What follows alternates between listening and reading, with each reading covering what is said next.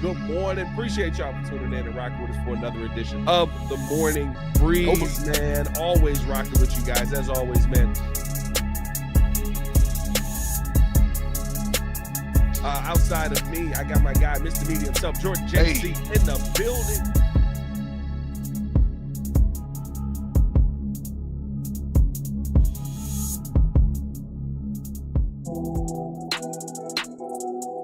Oh, I'm tingly.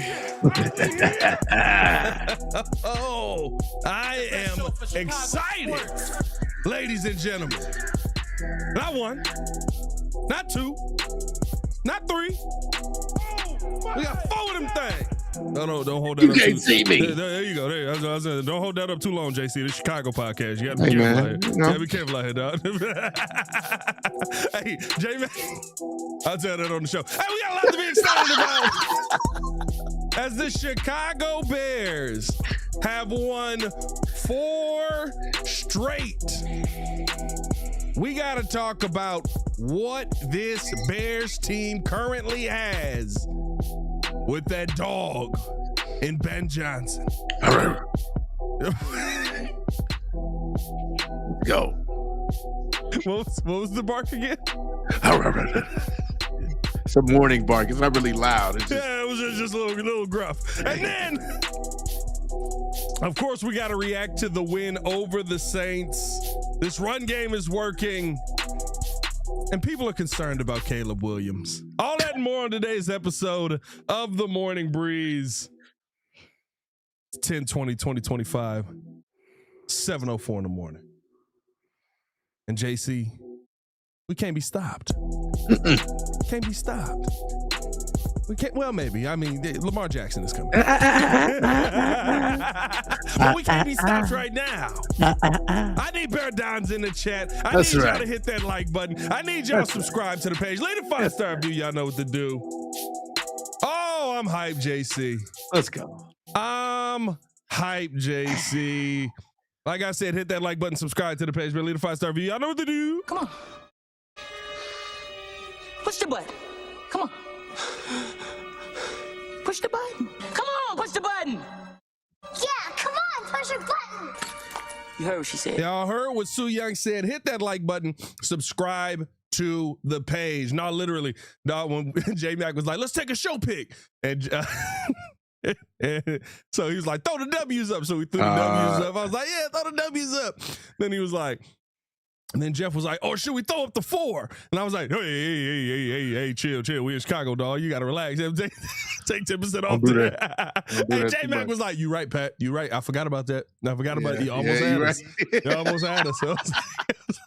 Like, they show a little bit too Chicago. numbers, baby. Hey, we can't. Tremaine Edmonds can't be finishing every win with "It's Chicago," and we all know what the next word is. And you throw it up. Yeah, just relax, just breathe a little bit. Appreciate y'all for tuning in and showing love as always, man.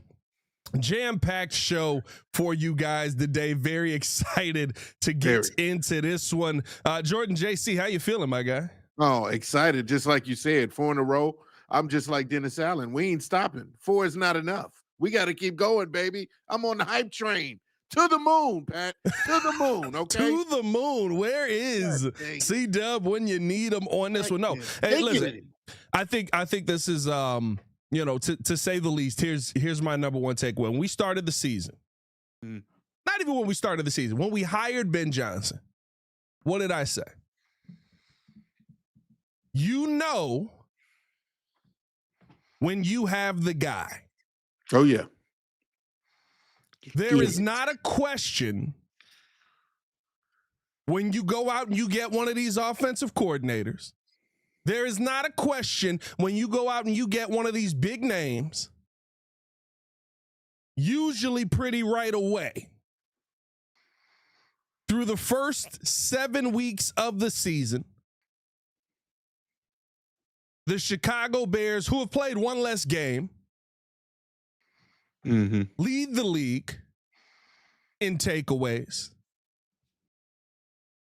have an offense that truly just continues to find ways to make it work. Some games it may be the passing game. Some games it may be the running game. Some games it may be heavily relied on special teams, but continues to find ways while they're working through their issues to win football games. And not just winning football games, but winning football games by holding down one of the most high-powered offenses in football that proved that yet again yesterday. In the Dallas Cowboys, winning football games by going out there and dominating in the trenches versus a team that you probably thought going into that game and the Washington Commanders was going to beat you up a little bit in the trenches, because the trenches wasn't your strong point at that point. Coming off of the bye with a win. Changing the narratives on the things in the games that you lost the previous season. And now on top of that, and I told y'all, I think this Saints game is very important, because you can win the games that you're hyped for, but it doesn't matter if you lose the games that you're supposed to win. I'm not going to say that it felt 100% safe the entire time, but at no point did I think the Saints were going to march down the field and go beat us. Oh, the Saints go marching in. Yeah, a little play on words right there. Oh, nice. 7 weeks in, if you're a Chicago Bears fan, what you should be excited about right now is that, it just popped up over JC's face. We don't want that there. We want that a little bit. Smash that like button. Smash that like button. I agree with that. We want that a little bit. We want that a little bit further down.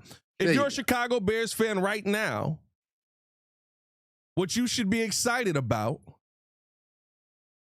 is that the Chicago Bears, for the first time since Lovie Smith, have 110% found the right guy. They found the right guy. Yes, the culture is changing. We went out and got the best available person on the market, and you see the fruits of his labor already. Everybody was panicking because it started so bad, 0-2. You're starting to get the kinks out. Things are starting to form. This entire team is buying in. They've been bought in my opinion. And every locker room celebration, you're seeing him speak. And, people can say, oh, he's trying to act like his former head coach in Detroit and whatever. I think he's just a maniac. No, he's just a nut. He's his own version of crazy, and I love it. Like, every time we talk about just, again, the players buying in, and just you start to see it week in and week out, just the little things that contribute to winning on this team. And we're obviously going to get into it with this one, whether it be obviously Caleb not really having his best game, in a sense regressing a little bit with some of the things that he has worked on, but still finding a way to win when you have your run game going, which was usually the problem, which has been the problem. And you might have to pay that man $8 million. I'm just going to say, Pat, DeAndre Swift is proving you to be a decent running back. All right, give credit where credit is due. I just want to say that since we're talking running back. Well, I mean, listen, it's not about the pay. I love that Swifty's balling out. It's not about the pay. Like, I also said I wouldn't pay Saquon Barkley. I stand by my point. That will forever be crazy. I stand by my point. Saquon, that's nuts. I stand by my point. The offensive line more important. Now, listen. Again, we're not doing this right now, JC. No, finish the point. I'm not all right. debate. Almost got him off of this. No. So my point is, like, you're seeing the culture change. You're seeing the evolution of this team going from a team that's trying to figure out how to win to now figuring out how to get better while winning. Like, they got the winning part down now. They're starting to figure out the close games and finishing out and finishing off teams, while also having to work on little areas such as, takeaways. Now we're mastering the takeaways. A lot of people say, well, takeaways are just a coincidence. No, you're starting to see that these takeaways are starting to be a part of the game plan. I believe Al Harris even called it to your buddy J-Mac and said he's called it every week. He's called it every single week. Bro, he's gone to J-Mac for like the past 5 weeks. And he's like, technically, he's been wrong. So he's gone to J-Mac. He's like, we're getting 3 today. And they got 4. They got 4. We're getting 2 today. They got 3. Yesterday he got it right. I don't like that he got it right. Like, listen, he said he got 4. You should have got 5. They almost had 5. Shawnee Come Yeah. on now, Nation. Yeah, that's a good one. That's a good point. Yeah, I don't know what happened. Yeah, I'm gonna be honest with you. I thought Deshaun went down. You know how you act like you hurt because your pride is messed up. Hey. My dad said that's an old Yogi Berra line. Buddy. I don't remember who it was. Some young dude came around third base. It's an old story, and he tried to beat Yogi Berra to the plate, and he slid in. He came up like 2 feet short of the plate. Oh no! And Yogi Berra tagged him. He said, "Come up limping, kid. Better they think you hurt than stupid." That was kind of one of them. I don't know if it was. I ain't gonna say that. He did run into him. Listen, no. The instant replay showed that he kneed him right in his gut. I saw it. He was down. He was down. He was down. The in the moment, like it looked like he was like, oh man, my stomach. Sorry, my fault. Cart me off. But no, all in all, like this is amazing. Like you have a team again that's learning how to come together, and the offense is coming. The offense is doing the little things. It's as if like if the defense or whatever defense we play from week to week, if you want to stop the pass, it seems as if the run game is starting to work. And now you have the offensive line that, again, I'm impressed by because they're starting to get better and better at run blocking and creating holes and gaps, not only for DeAndre Swift, but Kyle Monangai had an excellent game. And now you're starting to see that potential tandem of what Ben Johnson wanted coming from Detroit, taking that same blueprint and having your two backs that you can rely on. Kyle Monangai clearly is the David Montgomery type because he is running through people and he's starting to get more and more confident. I love Kyle Monangai. That value for his pick in the 7th round, it's going to pay dividends. That's all I'm going to say. So and listen, it's when you talk about having the right guy, right? Like the game plan around Ben Johnson right now, I would say all of us are probably looking a little bit like, when's Colston Loveland going to get involved in this? When's Luka Burton going to be that guy? Yeah. When is Ozzie Trapillo fit into this? And I think you have to look at Kyle Monangai and say, that's kind of the conversation we need to be having. Hey, it's not on our timeline. It's in God's hands. Or Ben's hands, if you will.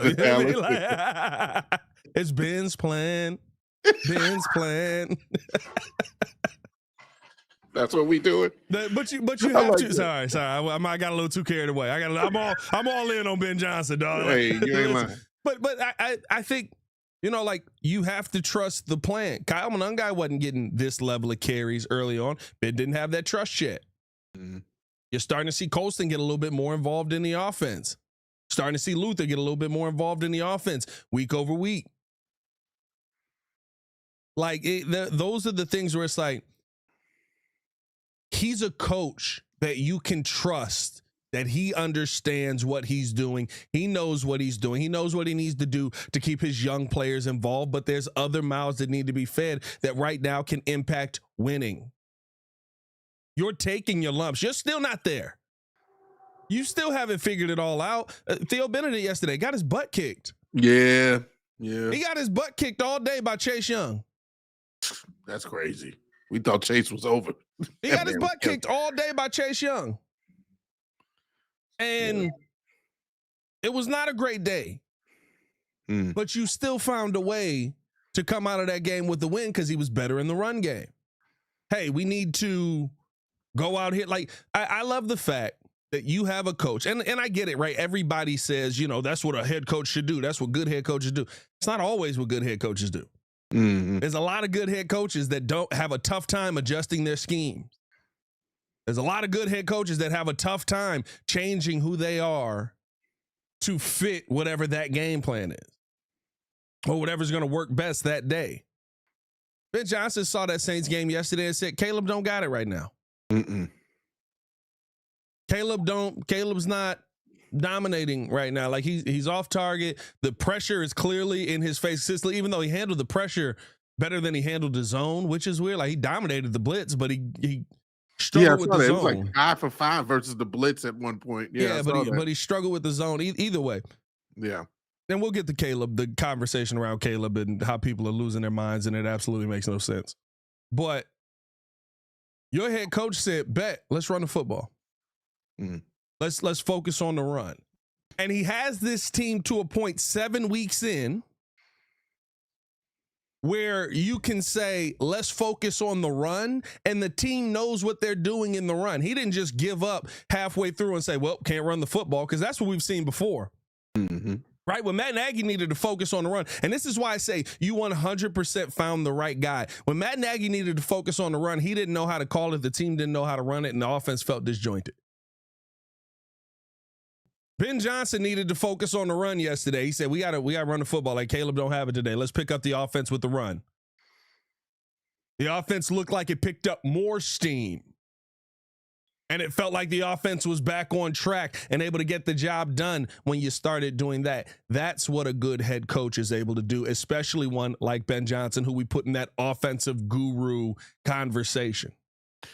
I would say usually when you have two phases of any part of your game, whether it's offense and defense, combination of both, whatever the case may be, you're on the right track. And what I mean by that is if you have your run game going, even though it's not necessarily part of the modern way of football with throwing 40 times and 50 times, you're more than likely going to come out with the win. And your defense is getting 4 takeaways to the tune of that each and every week.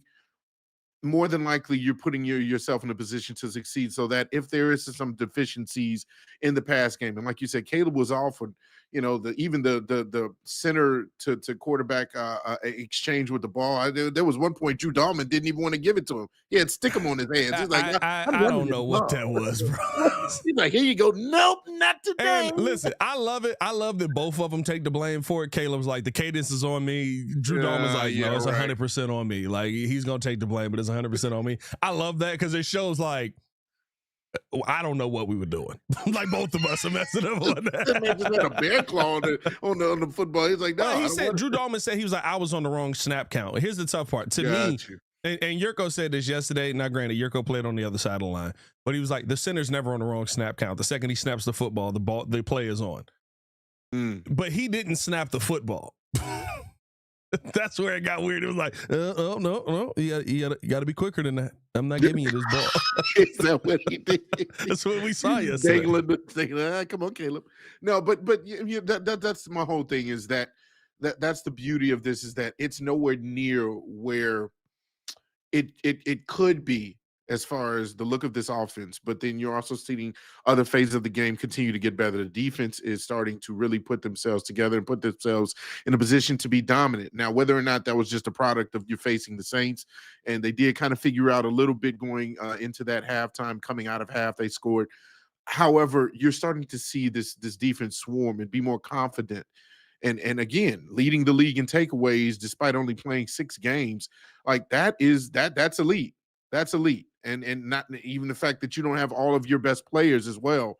Yeah, no Jalen Johnson out there. No Jalen. Like so it's exciting to think about the what ifs and the prospect of this team getting better and better. And that's what we're seeing, is that again, it's amazing when you're winning, but also knowing that you have a lot to learn still as a team. Oh yeah. I think this team is completely on the right path. Emilio Brito said, my bran flakes taste a lot better when the Pen Johnson and the Bears come away with the win. I actually like that, because every time I see him they pan him, he's always flicking with that blue pen. He's putting his mouth in, take it out there. He's like, man, calm down, man. Man's on edge. Ben the Pen Johnson. Hey, man, if you guys have not done so, hit that like button, subscribe to the page, leave a 5-star review. Y'all know what to do. Let me know your thoughts on Ben Johnson. Do you feel like the Chicago Bears 100% got the right guy like I do? I think there's not a doubt in my mind. You know what I mean? Like, when you talk about the coaching staff, when you talk about, everybody that's involved in this process, going out, listen, a big part of being a head coach is going out and finding the right guy. Going out and getting Dennis Allen, who absolutely put it to his former team yesterday. And we'll continue to talk about, this Saints game overall as we move forward here. But it absolutely just destroyed his former team overall. Whether you're talking about Al Harris, who, as you mentioned earlier, continues to call interceptions, which is not luck. Those takeaways aren't luck.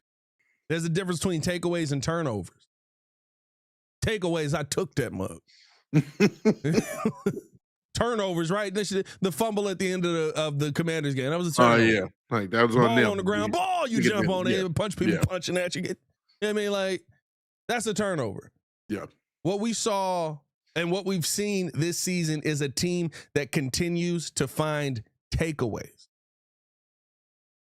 That don't happen by accident. That's in preparation. That's in what you see on film. For him to be that close on the number, they're seeing something on film where they're going, if you're here when you see this play, the ball will end up in your hands. That is good preparation. Yep. So I think not only do you have Ben Johnson in the building, but you have a guy that can pick out the right players to make his team better, and Antoine Randall and Eric Bieniemy. And you got to have that as a major asset, because guess what? The more the Bears win, and I think they are going to win more, you're going to lose some of these guys. Probably keep Dennis Allen for the foreseeable future. I think he's kind of in that Spags, Vic Fangio kind of mold right now. You think they're going to lose some of this coaching staff? Because I feel like they're in a position where 100%. Declan Doyle will be gone at some point. Okay, the Antoine Randall will be gone at some point. He's an assistant. He's an assistant head coach right now. He can only go up. I don't know. Randall like that hometown cooking. He's been wanting to be here. He's from the. He want to be a head coach, bro. He wants to get that graphic one more time of, hi, I'm Antoine Randall. Remember he used to do that when he would play? The graphic. Hi, I'm Antoine Randall. I used to actually love those dudes that just. No, they used to crack me up, bro. They used to crack me up. He was named like his kindergarten. I don't know. That's actually a good point. I don't know. Like Eric Bieniemy, he's had his shot. We already know that his name has been in the ethos for a million years, and nobody seems to want him to be an HC. So I think he's comfortable where he's at. You know, Dennis Allen had his shot a couple times at being a head coach. He's better as a DC. Al Harris, I don't feel like he wants to do anything. Declan Doyle, Dan Richard, he's solidified where he's at. So you might have a turnover here or there that yeah, I agree. Maybe Declan, maybe Randall. I thought that, you know, him connected back to his hometown might get him to stay here, but we'll see. Baki said he liked that home cooking, but he won't head coach money. Yeah, 100% Baki. Yeah, I feel you on that. There's only one way to get that head coach money, and that's you gotta be like that. You know what I mean? You gotta be like that. That's all I'm saying. Oh, look at that demon. Just stoic. Look at that demon. I'm excited. Boy. I'm all in on Ben Johnson. Hit that like button, subscribe to the page. If you're all in on Ben Johnson, drop a bear down in the comments below as well. We got to keep this thing moving along. First, we do want to listen in to a sponsor or to a word from our sponsors over at Aura. But coming up, gonna break down this Saints game even more of your comments. Finally found a program where I can put the comments back on the screen. So more comments for you guys. Hit that like button, subscribe to the page, man. We'll be right back right after this.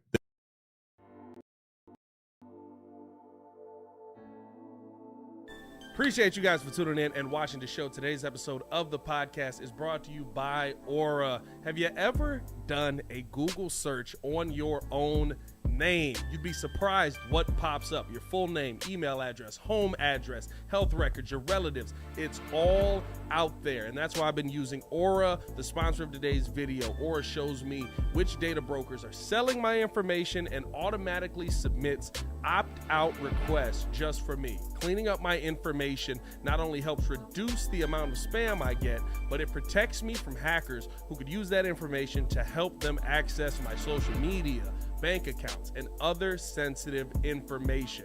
It's really simple to set up. I don't have to download several apps or go to things like antivirus, VPN, password management, parental controls, identity theft, but you can get all of that in one place with Aura. I get everything at one affordable price as well. You may already have one or two of these tools, but not having Aura is like leaving the front door locked while leaving the back door and windows wide open. For you to be able to take advantage of Aura, we got a special deal for you here today. Stop data brokers from exposing your personal information. Go to my sponsor at https://aura.com/the Windy City. Again, that is Aura.com/The Windy City to get a 14-day free trial and see how much of your information is being sold.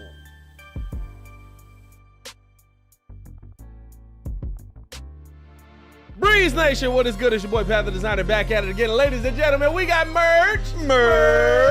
That's right. New website, new merch, all out. We've been telling you guys to pull up on us. Now you can at twcbreeze.com, where you can find out all of the latest stuff going on. What all can they find there, Super Producer? Listen, you can join the nation, sign up to our mailing list, and be up to date for events and news. You can also visit the shop page and order merch, because we have t-shirts, we got hoodies, we got mugs, we got hats, we got all kind of stuff. So, hey, we appreciate you being tuned in with us. And remember to subscribe to our YouTube page and follow us on all our socials. Check us out at twcbreeze.com. He's way too excited. I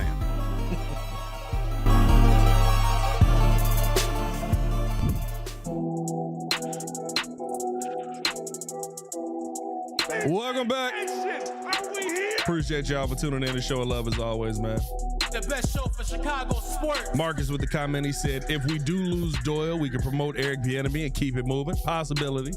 Hey, there you go. Hey, you can do a lot when your head coach is truly the OC. There you go. Hey, and listen, quiet as it's kept, Mike McDaniels may be coming. Because he ain't going to have a head coaching job much longer, bro. Some people just better fits in roles. Yeah, listen, that's a whole different conversation. Hit that like button, subscribe to the page, leave a 5-star review. Y'all know what to do. Bro, like, listen, bro, some people you can just see it. It's like, boy. You ain't over your that head. autism coming. Well, he be like, you know, like he's a genius. I give you, like, he is an offensive genius. Yeah. But boy, when he got to talk to the media, he has no idea what's going on. He like, I don't, you know, I just, and, you know, and Tua, maybe, ooh, hey, ooh, ah. Yeah. All right, I'll see you later. That's another what reason. Did you answer? Another reason why we know we got our guy. Another reason why we know we got our guy. You ask Ben Johnson a dumb question, he gonna look through you. He gonna be like, guys, come on. Like, can we shut the f up already? Whoa, man, whoa. Man, I'm sorry. Don't let it be a halftime interview. You gotta go in there with some good questions with Ben. But see, this is the thing. I always say this. I say this all the time on here. The media gets questions that they have to ask. So I always get the benefit of that when people be like, Pat, you always ask good questions that actually matter to the game. And I'm like, yeah, because like I don't have a story to write. He has the freedom to do it. I could just go in there and just be like, hey, Ben, so on 4th down, when that play didn't work, why you do that? Ben be like, you right. I don't know. I should have did that. I shouldn't have did that. Although it was funny because like last week, I don't remember who it was, but somebody was really like trying to dig in on like the and the whole time like he it was had capping. to be Wiederer. No, it wasn't Wiederer. It wasn't. No, they were trying to dig in on like Dennis Allen and the New Orleans connection, and it made it like all the way back to like what was it like in Katrina in 2006. I was like, whoa, huh? I was like, that's a 15-year-old question.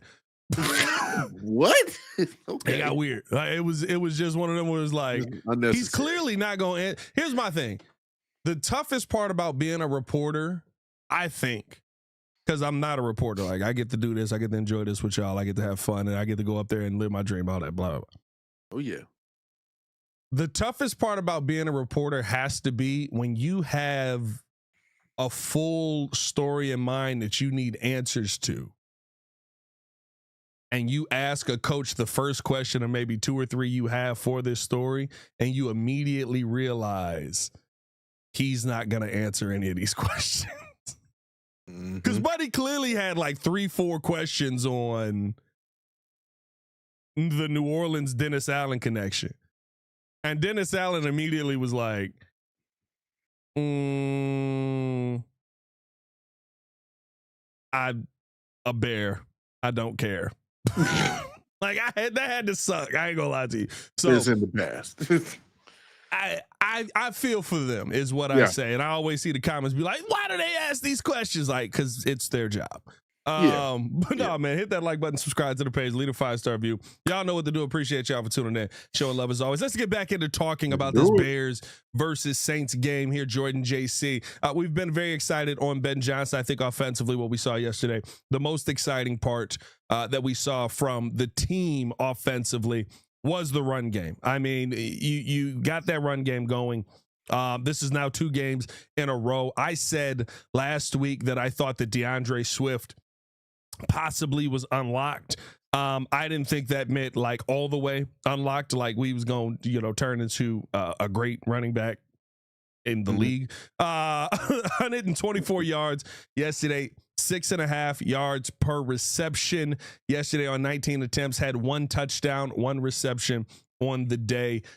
Just a great day running the football. And on top of that, it's not just about DeAndre Swift. I think you're getting to see a little bit of that dual back situation here. 13 carries for Kyle Monangai for 81 yards, 6.2 yards per carry, and 1 touchdown as well. Kyle Monangai added 13 yards on 2 receptions, and DeAndre Swift had 14 yards on 1 reception there. Absolutely balled out. I thought the O-line looked completely comfortable in the run game versus how it looked in pass pro yesterday. And I thought that you can now say, at least in 2 games, right? And you got to keep doing it. I love what Declan Doyle said. Success is only success in the moment you're successful. That's a bar. Keep that with you in life. Like that. But you have seemingly found the formula to make this Bears team a dangerous running team yet again, and maybe adding that to the identity of what this team can be. Yeah, the marriage between the offensive line and the running backs is starting to really gel. There was a graphic. I was watching the game, and at one point, is it Kirk Herbstreit? No, that can't be his name. Daryl Johnson. Daryl Johnson. I don't know where I got Kirk Herbstreit from. Who was? There was some weird hate. Like There always is. Yesterday was like, and Caleb didn't play well yesterday. I'm not saying like he shouldn't have criticized. I just feel a little bit more of the criticism on some of these, bro. I know we're gonna get into that. Like week to week, it's becoming the norm for anybody that talks about Caleb. But going back to what he even said, he did mention a positive. He had showed a graphic of one of the runs and how the offensive line, they're a lot of the guys, whether it's the center and the right guard or the right guard and the right tackle, they're double teaming the defenders, the edge rushers, and pushing them forward 2 to 3 yards, where that's allowing the running back to already get a head start and some steam to gain that 4 or 5 yards every pop. And that's something that we did not see in the years past, where you allowed yourself some space to get going, the running backs to get going and to find those holes and to, get a positive yardage. That's what you're seeing more and more. And I again, that's starting to become the identity of this team. Ben Johnson already, we know that he wants the explosive plays. Those things are going to come, whether it's in the pass game, but it's always going to be off of the run game. That has always been his identity coming from Detroit, is that you have to rely on your backs in order for us to get to that pass game, to get to the play action and the other things that we want to do. And so even if it's not working, if the run game is humming and you got 2 guys that are averaging over 6 yards a carry, I mean, that just keep going it, keep feeding it. 222 yards total for the game. Yeah. That's what we want to see. We usually have that against us, but that's exactly what we want to see out of our run game. Even might I add, Roschon Johnson had a sighting where he popped off an 11-yard run. And so maybe you start implementing him too. And you know what? I think that's the difference, right? For some of the people who are like, well, Swifty can't keep this up. Monangai, is he going to really run the football like that? It wasn't just the backs. Like it truly starts with the dogs that you have up front. Mm-hmm. You know what I mean? Like I stand on my point. I would never pay a running back $8 million. But that doesn't mean that I don't think that they can have some great production. And DeAndre Swift with this offensive line, I think he's running more intentional. I think you got to give credit to Eric Bieniemy for adjusting some things. I'm sure he won't tell you that. But, like when you see DeAndre Swift being decisive, like there is no jitterbugging in the backfield. There's no, see the hole. Even when the hole ain't there, that's the hole you're supposed to hit it. Yeah. Like, I think that's the biggest difference right now is like last season, I felt like there was a lot of, he's trying to find the hole. He's trying to create something. He's trying to figure out what, you know what I mean? Like, yeah. This season, it feels like my gap is the B gap. I don't know if it's going to be there, but I'm going to hit that B gap. And I think what you're seeing from him now is very much what Eric Bieniemy was talking about. He's going to understand that there's 5 to 6 yards that he can get in the middle of that line. Listen, when DeAndre Swift is running now, I see an angry runner. Mm-hmm. When DeAndre Swift is running now, I see a guy who is, yesterday there was a play where who was it? Was it Demario Davis? One, I think it was Demario Davis. Like they tried to bring him down. Oh no, Kool-Aid McKinstry came down. It was Kool-Aid. Oh, JaQuincy, baby. Kool-Aid got a little ride. Yeah. Kool-Aid was like, I'm gonna meet you in the And DeAndre was like, oh yeah. Oh yeah. DeAndre Swift going through him. Like those are the things that I felt like we didn't see enough of. And now you see that aggressive run. Now you're seeing it, and all of a sudden it's just like, oh, well, he's taking it for 3 to 4 more yards because he's not going down at first contact. Yep. So, like, I think that seeing back-to-back games, one versus the Commanders, who are a pretty solid run defense, and one versus, the Saints, who kind of, I mean, they're cheeks. Like, they're tough cheeks. You know what I mean? They're like, wait a minute. They're like muscular cheeks, if you will. You know what I mean? Like, they're gym cheeks? They're gym cheeks. You know what I mean? Like, listen, like, they like China cheeks, if you will. Remember WWE? Remember China back in the day? Remember? Wait. You know what I mean? Like, they're a team that you can't count out because they'll put up 14 points like they did yesterday. It looked like a great offense. But then they'll absolutely fall off a cliff. That's all I'm saying, Doug. But I think that all right.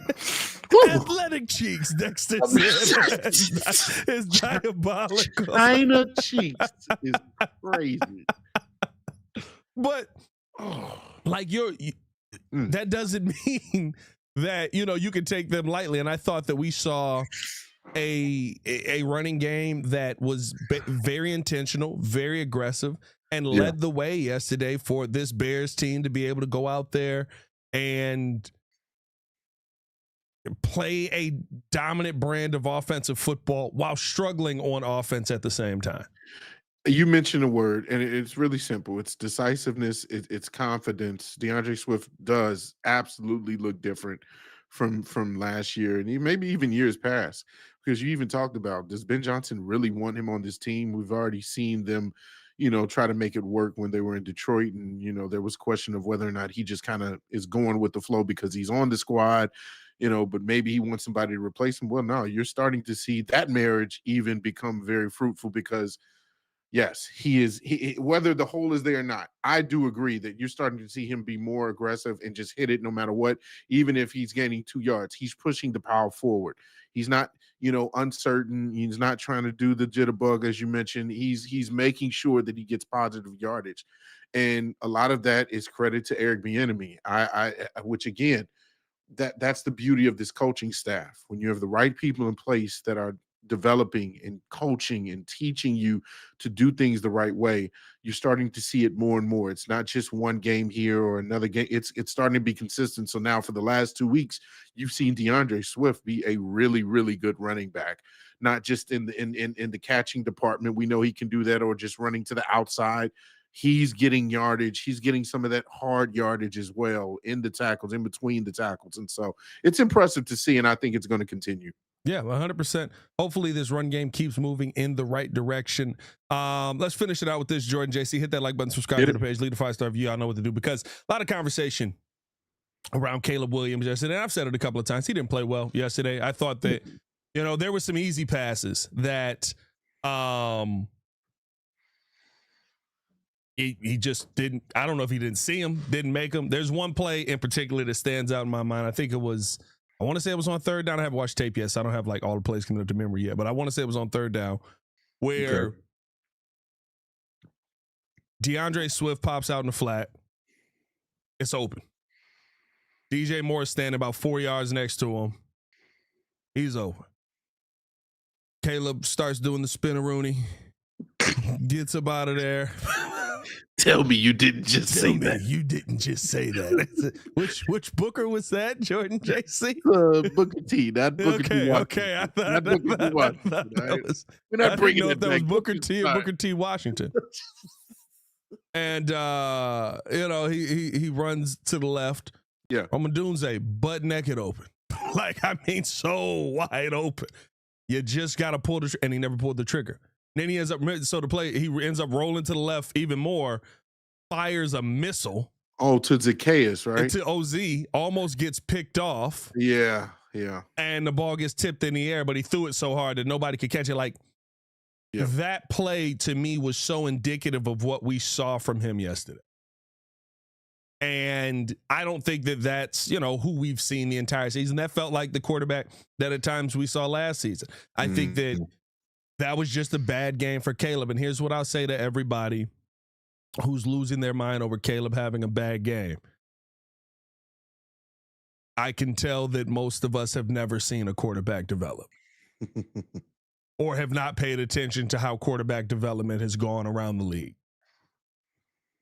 Every game that Josh Allen plays is not the best game of his life. Every game that we see Dak Prescott play is not the best game of his life. Success is not linear. And if you're judging success of a quarterback based on week in and week out standards, I would ask you, by the end of the year, do you pinpoint specific games to say that's why this quarterback has specific numbers? You usually go, he finished the season with 4,100 passing yards, 30 touchdowns, 6 interceptions. You don't go, but versus the New Orleans Saints in week 7, he only threw for 172 yards on a tough completion percentage. Now, if we're going to talk about the completion percentage, that needs to improve. Caleb said as much yesterday. Caleb also said, I'm bad. I was bad yesterday. He didn't go as far as Cam Ward, but, he said, the struggles are on me and I got to get them fixed. But to judge this young man and the progress that he has made when we've seen some pretty good quarterback play for 3 weeks and now versus New Orleans, it seems like the world is falling and Caleb Williams is back down, which, listen, I know that the loud audience is the one that has the loudest topic at that moment. Now everybody who doesn't believe in Caleb Williams is back when they've disappeared for 3 weeks in a row. Of course. So I know how it goes. But if your judgment on a quarterback is based on week in and week out success, you're not going to judge quarterbacks very well, because there's a lot of quarterbacks in this league that don't have week in and week out success. I hate to tell you this, Pat Mahomes ain't having week in and week out success. Mm-hmm. And according to PFF, he's the 13th best quarterback in football. I don't want to see him in the playoffs. Yeah, we know that that's not necessarily true. That's how I go. Yeah, throw me a Jordan Love any day. Oh yeah, FGB. Yeah. Yeah, no, I'm right there with you. No, my biggest thing with Caleb is obviously the scrutiny is going to be there because being the number 1 pick, everybody has the high expectations. They had the high expectations. You also, unfortunately, were grouped in with another Heisman Trophy winner in the same draft where it's like, okay, he won everything. He looks good. And everybody's, for whatever reason, is just spotlighting him. Like I even told you the other day, I had texted on the side, like, what is with all this Jaden Love? Even after he lost, I saw him have a sit down with, can't remember the name of the female reporter, but she's well known and talking about the dog in him and like his attitude and how he's, just this great quarterback. And it seems like Caleb doesn't get that same judgment. It's every little thing that he does from game to game, from week to week, that's under a microscope. And that's what I think needs to change, is that we need to look at the whole body of work. I agree. You're not going to, at the end of the season, go back to the worst game that he had to be like, he threw for over 4,000 yards with first ever quarterback in Bears history to do that. But that Saints game, he was atrocious. So he's a bum. No, you're going to continue to see him continue to progress and mature. And yes, I even admit that, yes, this game, it seems as if he regressed for the moment, but you love the accountability. Caleb said it himself. He's going to get better. He even smirked a little bit like, you guys, what do you think? I'm just going to be weak now just because I had a bad game. We still won. I'm going to continue to get better. I'm going to figure this out. And that's what I think everybody needs to realize, is that Caleb Williams will continue to figure it out as they're winning, as they're getting better, as he's understanding this offense. Mind you, again, there's only 6 games into this Ben Johnson career and development. I know. Like we're not 2-3 years into this and where we're saying, oh, Caleb still isn't figuring this out, or he's not getting the simple things down. No, it's going to take time, but you love the fact that it's getting better and better, and you love the fact that W's are being piled up while they're trying to learn. And that's the biggest thing for me. And I think my thing with all of it is, right, like if you just look at the numbers, if you just look at, listen, the completion percentage hasn't been good enough. I'm not going to sit here and say that Caleb is giving you a great four quarters outside of that Cowboys game. I think the Cowboys game is really the one where you could talk about him giving you a great 4 quarters. But in the Raiders game, you don't win that game without Caleb Williams. Mm-hmm. You don't. The completion percentage wasn't great. The touchdown to interception ratio was 1-to-1. That was 212. You don't win that game without Caleb Williams driving you down, scoring a touchdown, and Caleb Williams drive you down, putting you in position to kick a game-winning field goal. Would end up being a game-winning field goal and then a blocked field goal. You don't win that game without Caleb. And you lost that game last season. The Commanders game, you don't win that game without Caleb. And Caleb Williams' numbers should look a heck of a lot better. He should have more touchdowns. But one of the worst referee games we've seen in our lifetime. Lord have mercy. Yeah. I mean, just god awful. And his numbers aren't as great as they should be. Was the completion percentage great? No, but you don't win that game without Caleb. Like, there's a lot of good that you've seen from Caleb Williams this year. And for some reason, because of one game, people want to take all of that good and say, oh, well, you know, this is just who he is. He's not good enough. He didn't score a touchdown. Like, he reverted back. And he did. Like, yes, he did a lot of the same things that we saw the season before. I'm okay with the criticisms. Mm-hmm. What confuses me is when in a successful game, where the biggest takeaway for me is the fact that your head coach called the game beautifully, realized his quarterback didn't have it, changed the tactic. He didn't play you out of the game. Like, there's people right now who would have you believe that Spencer Rattler had a better game because he threw 2 touchdowns in the middle of the game. Man, had 3 interceptions. Spencer Rattler's the reason you lost. He had 4 turnovers by himself. No help. He was the Michael Jordan of turnovers yesterday. 89 Mike. No help, all buckets. Like, that's the thing for me where it's like success comes from team success. And it's why, like, it cracks me up when people look at the Eagles and they're like, Jalen Hurts is not a good quarterback. I'm like, okay. And yet every time, you know, it seems like he gets called on and they need to throw the football more or they need to run the football more. Like, he's okay with whatever it is as long as they win. Mm-hmm. Give me that dude 10 times out of 10. Mm-hmm.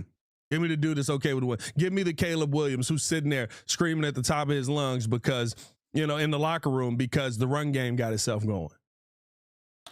The guy that wants his team to be successful while he continues to get better. And by the way, like you said, we're 7 weeks into this thing. This ain't even year 1 of Ben Johnson yet. This is week 7 of Ben Johnson. Not done yet. Yeah. There's a lot of improvement that's going to come this season. And if 7 weeks has told you anything, the improvement's going to come. The biggest problem Caleb's having right now is throwing on the move. We kind of know Caleb can do that. Like, yeah.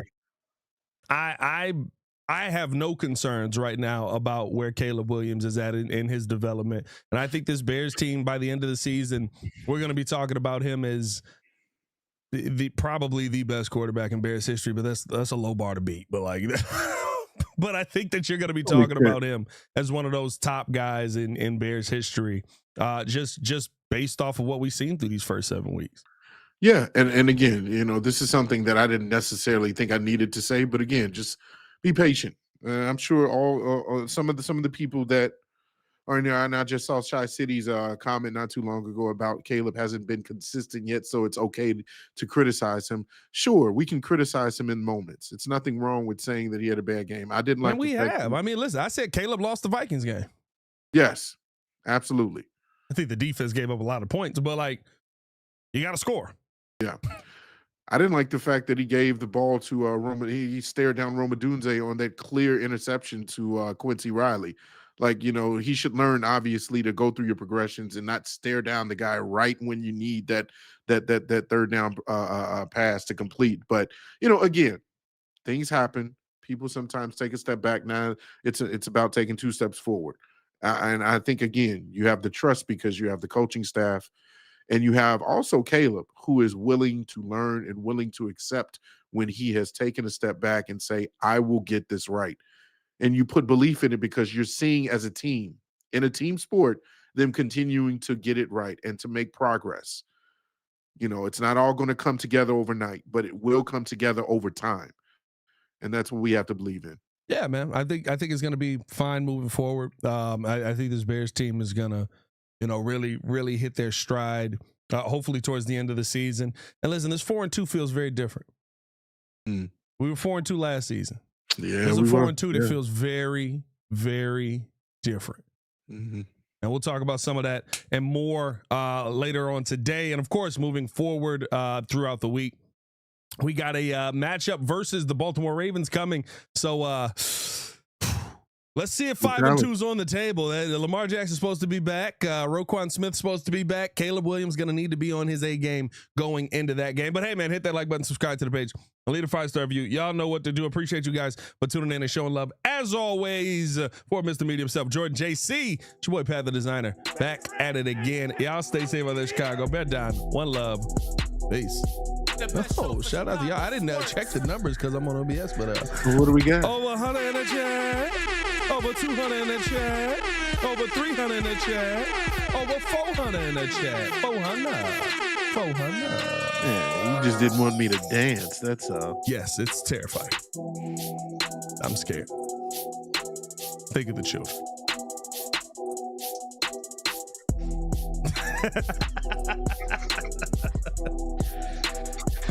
Yeah.